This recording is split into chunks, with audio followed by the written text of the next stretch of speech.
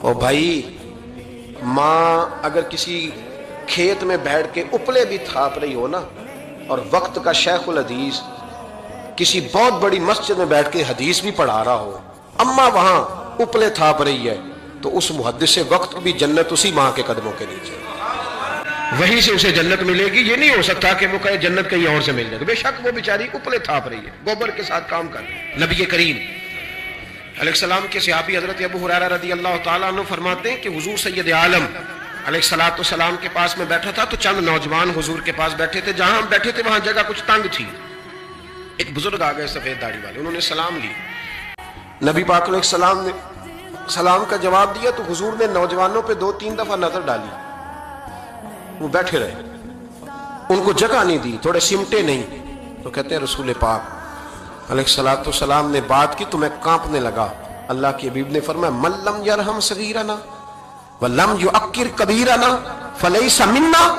فرمایا جس کو چھوٹے پہ شفقت نہیں کرنی آتی اور جس کو بڑے کی عزت نہیں کرنی آتی، اس کا تو ہم سے تعلق ہی کوئی نہیں، فلیس منا، وہ ہم میں سے۔ فرمایا وہ آئے تم نے جگہ ہی نہیں دی، سفید داڑھی والے شخص کا اکرام نہیں کیا، اس کو تم نے جگہ ہی نہیں دی۔ اور ہم لوگ یہ سمجھتے ہیں، یہ نوجوان یہ سمجھتے ہیں کہ ہم نے کون سا بوڑھے ہونا ہے، ہم نے کون سا بوڑھے ہو، ہم نے تو سدا جوان ہی رہنا ہے۔ ایک کلرک نے نا ایک دفعہ کسی بہت بڑے رائٹر کو کہہ کہ اپنے نام سمیت، اس نے کہا تھا میرا نام، ایڈریس، فون نمبر سمیت یہ بات اپنے کالم میں درج کر دو۔ اس نے کہا کہ میں کلرک تھا، تنخواہیں وغیرہ دیتا تھا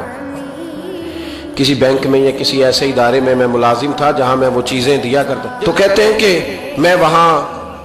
یہ کام کرتا تھا، تو بوڑھے لوگ، آپ کو پتہ ہے ضعیف لوگ آتے ہیں بیچارے پینشن لینے، کسی بچے کی منت کرتے ہیں، وہ لے کے جاتا ہے، بابا جی کو یہ بھی نہیں پتا انگوٹھا کہاں لگانا ہے،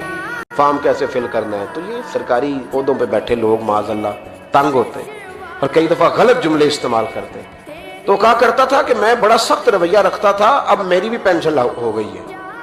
اور اب جب میں خود لینے جاتا ہوں نا، تو کہتے جتنے دھکے میں یہ تھے اس سے 11 گنا کھا چکا ہوں، پر معافی کوئی نہیں مل رہی۔ تو لوگوں کو یہ میرا نام لے کے ایڈریس سمیت بتا دیں